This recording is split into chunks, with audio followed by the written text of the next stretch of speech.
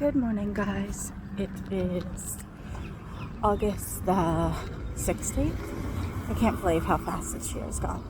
Anyways, I updated you that I was going to talk to my counselor about getting the ACC. So I have an update on that. Yesterday I had my counseling appointment, and I brought up to her that the doctor said I might be able to get this ACC for sexual abuse. So I kind of told her a little bit about, what I've told you guys about the being pressured into doing stuff I didn't want to do, crying, but still doing it. I even told her how we went, like, I wasn't in the headspace to even talk about sex or intimacy, not only with Sam in general, but like couldn't do it at a premarital counseling. Like, it just felt because of being in a Christian realm, I guess, and tried to do it when 2013, after we lost one of the babies. I went to counseling for it because it was ongoing. Every 6 months we would try to decide whether or not we needed to break up or stay together over that exact issue, and we didn't talk about it, and I still wasn't in the headspace, and it wasn't until we actually split up that I guess I cemented like how much of an issue I have with it as well. And she said it's good that I'm working through it after a lengthy period of time of we splitting up, because I'll be able to just process it a little bit more, because I've already started to process him. And of course I now feel like I'm on a way better headspace to be able to deal with whatever. So it's quite a lengthy topic. Sorry, there's ducks everywhere. It's quite a lengthy topic, and I'm gonna even have to go see a psychologist that's gonna write a report on me. She did say that I could end up getting diagnosed with PTSD. They did say that both the doctor and her said that they'd be very careful to keep an eye on me for bipolar tendencies, because obviously it makes me feel like crap. It's why I feel not good enough. It's why I feel worthlessness, and it's why I struggle with not trusting. Now, obviously, some of these things come from the sexual stuff that I was kind of subjected to as a child, but because that happened in another country, they don't really deal with that too much. We can touch on it, which is good, because it obviously laid the foundation for this relationship with Sam, but majority of it will be concentrating on that. It's not even going to be on the relationship, because like I said to the counselor, under no shape or form, I don't want to blame Sam for this. I don't want to see him as an abuser. I see him as someone who, I guess that's what he programmed himself to do. That's what he thought he needed to do. That is, he's got some issues he needs to work through as well, and he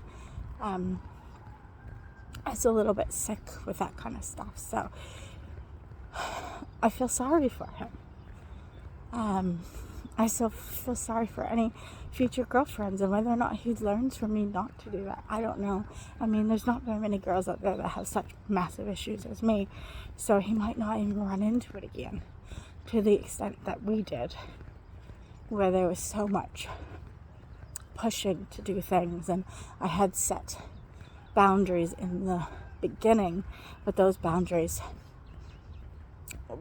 to him were just hurdles that he would eventually get over, but without any give or take in that. Yeah, and so my body issues and everything have come from that.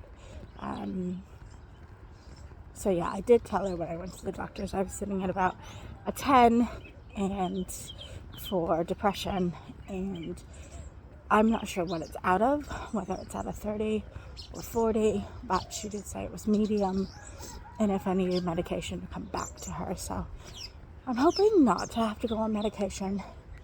I'm hoping that dealing with this is gonna, as hard as it's gonna be, it's gonna help. So she said next week, Monday, we're gonna start the process. We have to kind of do a timeline of when everything happened, and kind of what happened a little bit, and then write up this report, and then she sends it off to ACC, and ACC will pretty soon will give me a couple sessions, I think, and then they will get me in touch with a psychologist. My counselor will be there as well, I think, she said. I really don't know if I can talk to someone without her, but I mean, I'll do it because I have to do it. I know I need this for healing, to be the best woman I could be, regardless of whether or not I get into another relationship, because I know that even though I have no relationship now, I know that when I think of those things,